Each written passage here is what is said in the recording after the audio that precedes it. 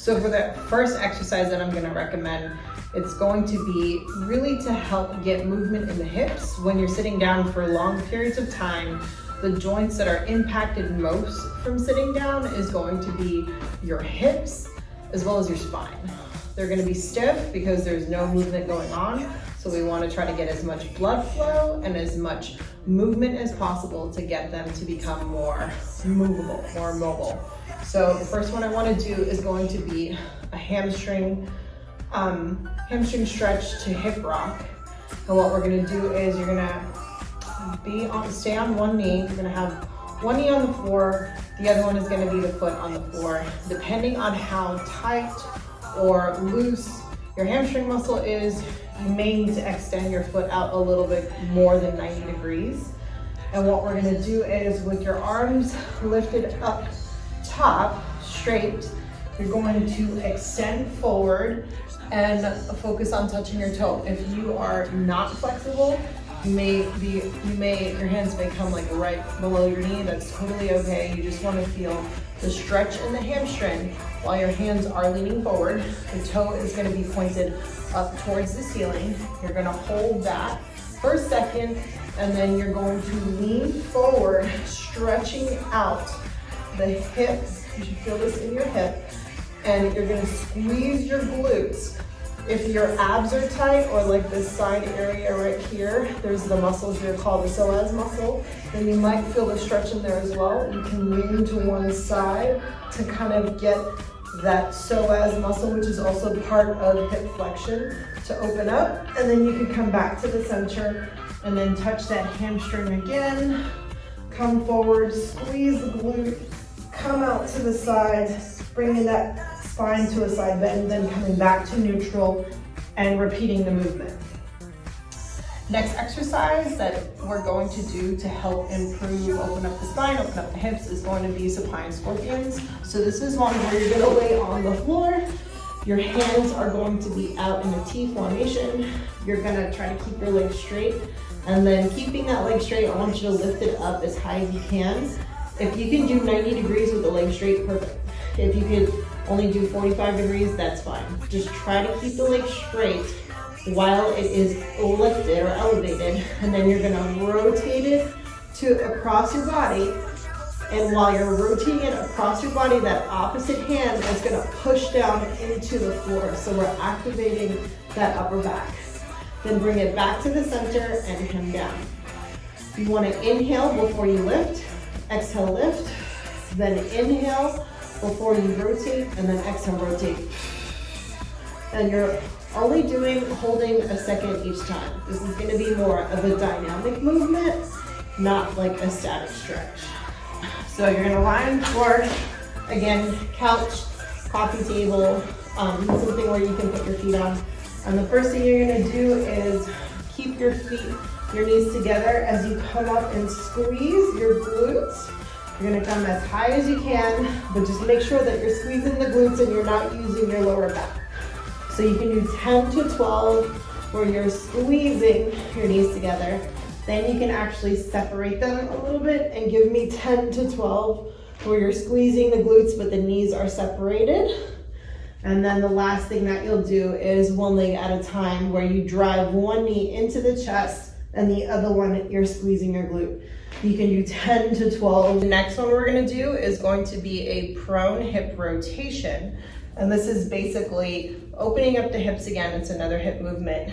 What you're gonna do is get on all fours here. You're gonna try to keep a 90-degree bend on your knees the whole time that you're doing the movement.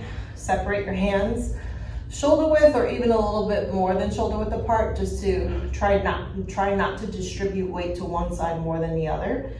And you're gonna kick that leg back, keeping it bent at 90 degrees. Rotate it horizontally as much as you can without shifting too much weight into that outside hip. Bring it as close as you can to your arm, and then bringing it back in towards the body. But again, the knee has to stay bent, keeping it at 90. And then don't let the knee rest on the floor. You're just repeating that rotation movement.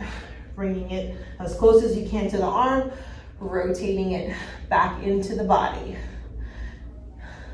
Maintain that bend If you can also flex that toe up while you're doing that, that will be strengthening your shins. And shoot for anywhere from 10 to 12 per leg. All right, next one I want to do is going to be an adductor rocking plank. So this is getting the internal muscles of the hip to open up. And so what you're going to do is you're going to go on your knees and you're going to extend one leg to the side and then put your hands on the floor. Now you want the ankle and the knee to be aligned. And again, the toe is going to be flexing up. And all you're gonna do is just kind of rock, sit back as far as you can, and then bring it forward. So you're gonna feel that stretch, especially when you're sitting back. And then you can just rock it back and forth because we want the movement to be more dynamic.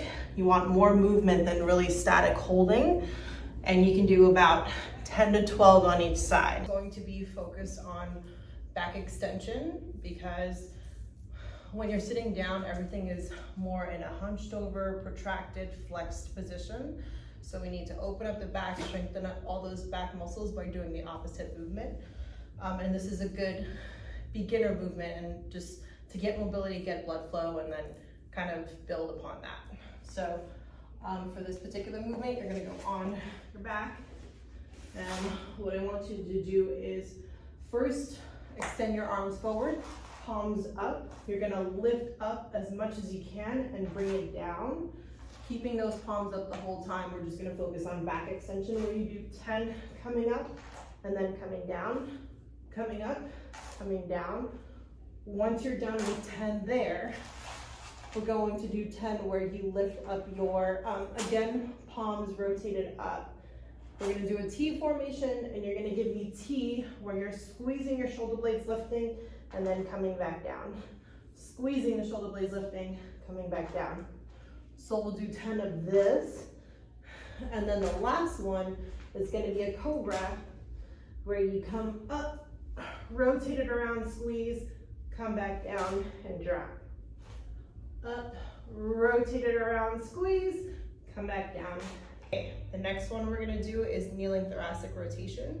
So this is really to get some stretch in the hips, but also really focus on separating the functionality of the hips and the spine. Have the spine do its job separate from the hips. So you're gonna put 1 foot forward, you're gonna be on your knees, 1 foot comes forward. You're gonna extend your arms in front of you, try to keep those palms up, and you're gonna rotate it around, keeping the palms up the whole time, and then come back to center. Taking a deep breath in whenever you start with your arms extended here, and then exhaling as you rotate. And you're really trying to separate your shoulder blades whenever you are going into that rotation. So once your arms are separated and you're in rotation, try to separate the shoulder blades as well so that you're getting a deep stretch in those spinal erectors, and then come back to the center.